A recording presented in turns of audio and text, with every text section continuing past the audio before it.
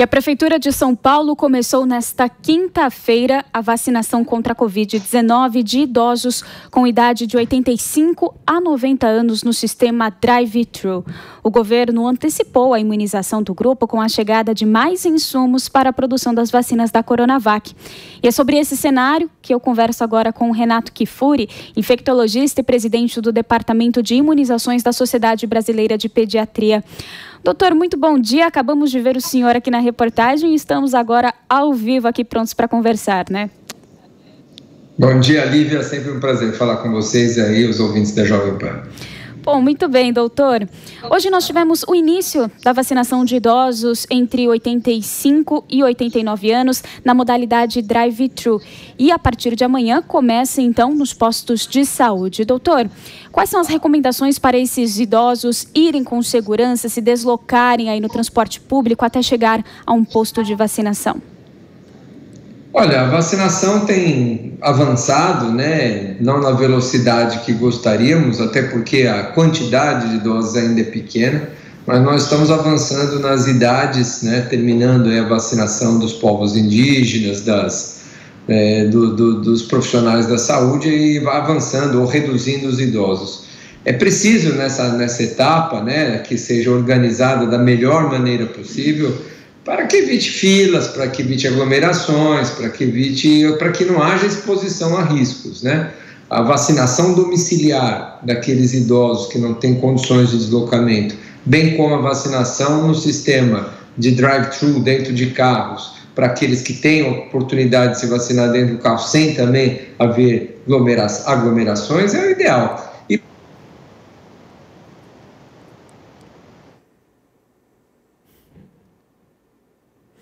Bom, infelizmente a nossa conexão com o Dr. Renato Kifuri travou, nós vamos restabelecer e a gente continua com a conversa. Recebi aqui a orientação que voltou. Doutor, você me ouve bem? Eu te ouço bem, Lívia, estou te ouvindo muito bem. Muito bem, então o senhor pode retomar, por favor. Não, eu estava dizendo que nós temos aí algumas opções de vacinação, né, na cidade, com os idosos que a gente vem abaixando a faixa etária. Para aqueles idosos que estão em casa sem condições de locomoção, a prefeitura está vacinando em domicílio.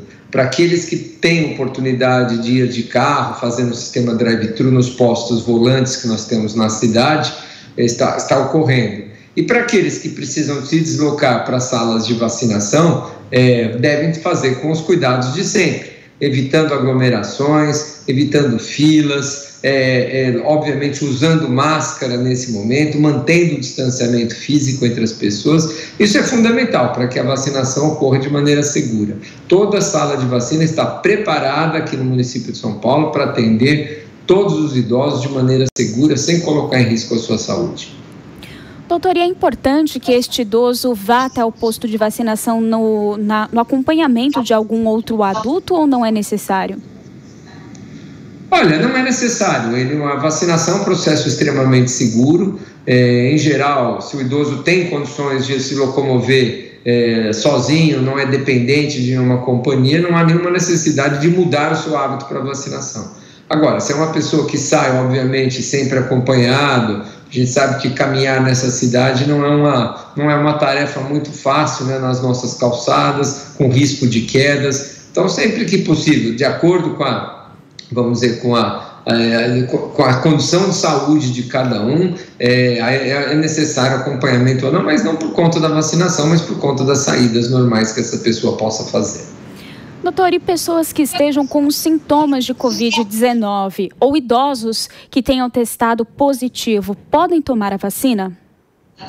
Quem já teve Covid ou está em vigência de um quadro de Covid deve aguardar 4 semanas. Esse é o prazo orientado pelo Ministério entre o início dos sintomas e a vacinação. Então, a primeira resposta é sim, podem e devem ser vacinados. Essa vacina, para quem já teve a doença, seja há muito tempo ou há pouco tempo, vai funcionar como um reforço. Então, ele vai melhorar ainda a sua imunidade ao receber essa vacina. Então, deve ser vacinado quem já teve Covid. Se ele está num quadro agudo, vai esperar. Se teve recentemente, o intervalo mínimo é de 4 semanas para poder ser vacinado. E nas suspeitas, se tem os sintomas e não sabe se é, melhor acolher o exame primeiro e avaliar se aquele quadro é de Covid ou não e aguardar para ser vacinado. Fica essa recomendação aí muito importante. Agora, doutora, a previsão inicial do governo estadual era de que os idosos dessa faixa etária seriam vacinados, imunizados na próxima segunda-feira. Mas nós estamos vendo que este cronograma foi antecipado. Na sua avaliação, é um bom ritmo que está acontecendo aqui em São Paulo? Está dentro ou até mesmo além da expectativa?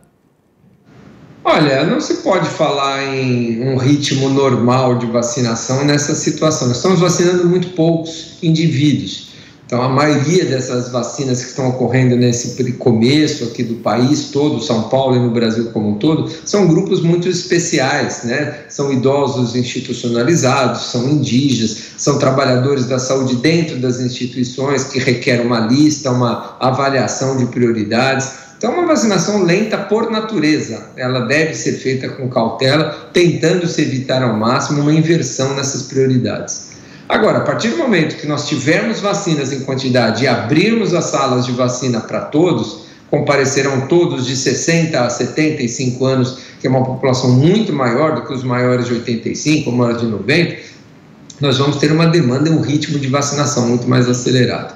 Então, eu acho que em função do número de doses reduzido e das especificidades dessa população que está sendo vacinada, o ritmo está adequado, mas nós precisamos acelerar. Claro, queremos ter mais para isso, precisamos de mais vacinas. O limitador não é a capacidade de vacinação do programa, e sim a quantidade de doses disponíveis. E o que acontece amanhã também, sexta-feira, é o início da aplicação da segunda dose em profissionais que trabalham na linha de frente da saúde. Indígenas e quilombolas vão começar alguns dias depois, no dia 17 de janeiro. Doutor, então, após essa segunda aplicação, a aplicação da segunda dose, nós iremos ver consequências da vacinação? Talvez uma queda no número de internações ou de mortes, ou ainda é muito cedo? O número vacinado da população não faz muita diferença nesse momento? Não faz muito efeito, na verdade. Olha, Lívia, nós vamos começar a ter o efeito da vacinação a partir de que nós acumularmos indivíduos protegidos. Indivíduos protegidos significa 2 semanas após a segunda dose. Então, a proteção prometida por essas vacinas, ou conferida nos estudos por essas vacinas, refere-se a 2 semanas após a aplicação da segunda dose.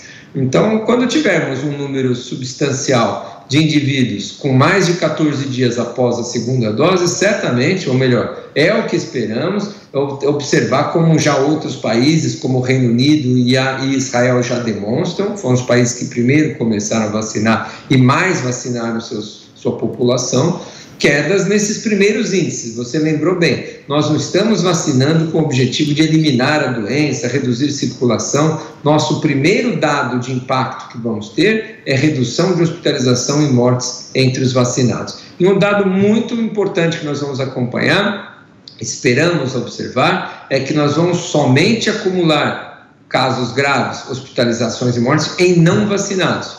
Então esse vai ser um inquérito muito importante de ser feito. Para todo indivíduo que hospitalizar, que internar e que infelizmente vier a falecer, nós vamos checar se ele havia recebido vacina ou não. E assim vamos confirmando a eficácia e esse poder de efetividade dessas vacinas. Nós conversamos com Renato Kifuri, infectologista e presidente do Departamento de Imunizações da Sociedade Brasileira de Pediatria. Doutor, muito obrigada mais uma vez e até mais. Até mais, Lívia. Um ótimo fim de semana para você e todos os ouvintes. Igualmente.